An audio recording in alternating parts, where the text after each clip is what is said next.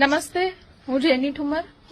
તાજેતરમાં વડગામના ધારાસભ્ય જિગ્નેશ મેવાણી દ્વારા જે પોલીસના પટ્ટા ઉતારી નાખવામાં આવશે એ નિવેદનના વિરોધમાં અત્યારે પોલીસ પરિવારના સભ્યો, ઘણા બધા ગ્રામજનો અને ગુજરાતીઓ રસ્તા ઉપર ઉતર્યા છે. પૂર્વ આઈપીએસ ઓફિસરો, રિટાયર્ડ અધિકારીઓ, આ બધા જ જિગ્નેશ મેવાણીના સ્ટેટમેન્ટના વિરોધમાં ઉતર્યા છે. હું આપના માધ્યમથી પૂછવા માંગુ છું કે 3 વર્ષ પહેલા હીરાભાઈ સોલંકી કે જે રાજુલાના ધારાસભ્ય છે, એમણે પણ પોલીસને ચીમકી આપી હતી અને બોલીને ગયા હતા કે અહીંથી તમને ધમકી આપીને જાઉં છું કે તમારા પટ્ટા ઉતરી જશે. ત્યારે આ બધા ક્યાં હતા એ આપના માધ્યમથી પૂછવા માંગુ છું. પોલીસને એટલું બધું લાગી આવે છે, ખુદ હર્ષ સંઘવીને કે જે ગૃહમંત્રી છે ગુજરાત રાજ્યના અને નાયબ મુખ્યમંત્રી છે, એમને પણ એટલું બધું લાગી આવે છે. તો હું પૂછવા માંગુ છું કે જ્યારે ગુજરાતમાં આટલો બધો દારૂ વેચાય છે ત્યારે તમને કેમ નથી લાગી આવતું?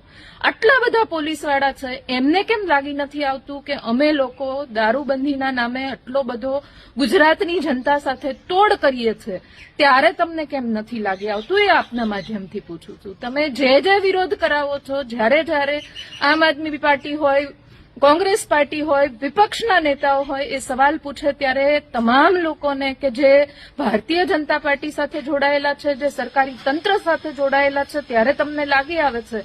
પણ આ જ વાક્યો જ્યારે ભારતીય જનતા પાર્ટીના આગેવાનો બોલે છે ત્યારે તમને નથી લાગી આવતું. ત્યારે તો તમે સામેથી પટ્ટા ઉતારીને કાઢવાની તૈયારી બતાવો છો.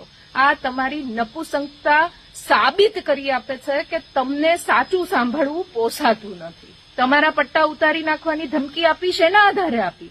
ગુજરાતમાં આટલો બધો દારૂ વેચાય છે, મળે છે, શોષણ થાય છે, આટલા બધા અપબનાવો, અપમૃત્યુના કિસ્સાઓ બને છે, ત્યારે તમને નથી લાગી આવતી.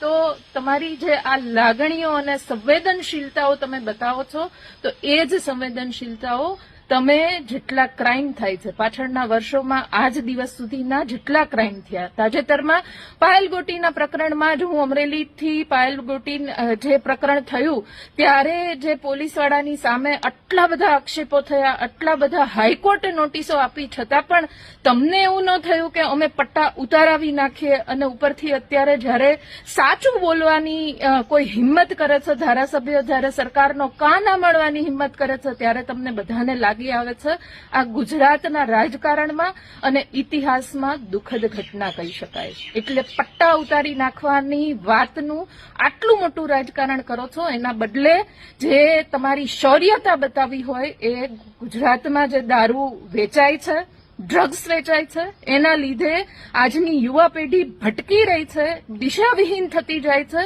એમાં તમારી સંવેદનશીલતા બતાવો તો મને લાગે છે કે તમે સાચી આગેવાની કરી કહેવાય.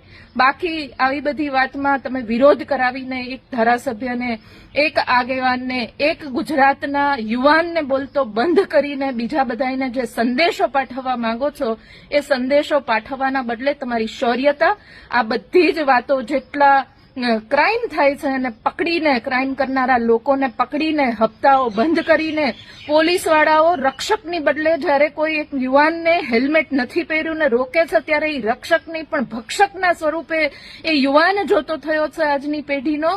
એ લોકો સામે તમારી શૌર્યતા અને સંવેદનશીલતા દેખાડો અને ખરેખર ગુજરાતને જે દારૂબંધીની વાતો કરો છો પણ એની આડ નીચે જે કરોડો રૂપિયાનો ભ્રષ્ટાચાર કરો છો એના ઉપર પગલાં લો. જે રિટાયર આઈએએસ આઈપીએસ અધિકારીઓ આના સમર્થનમાં રસ્તા ઉપર આવ્યા છે, એમની પણ તપાસ કરો કે એમણે જ્યારે પોતાની ડ્યુટી કરી હતી ત્યારે કેટલો ભ્રષ્ટાચાર કર્યો છે, અત્યારે એ કઈ ગાડીઓ લઈને ફરે છે, અત્યારે એમની કેટલી પ્રોપર્ટી છે, કેવા બંગલામાં રહે છે. આવી બધી વાતોને વિરોધો કરીને તમે કોઈની ગુજરાતની જનતાની લાગણીઓ જીતી નહીં શકો. ઉલટાની તમારા ઉપર ફિટકાર વરસશે. એટલે આ બધા તાઇફાઓ બંધ કરીને જે પટ્ટા ઉતારવાનું રાજકારણ તમે કર્યું છે, એના બદલે જો થોડી એ સંવેદનશીલતા હોય તો આવા અધિકારીઓ જાતે પટ્ટા ઉતારીને આપી દે એવી વિનંતી કરું છું. નમસ્તે.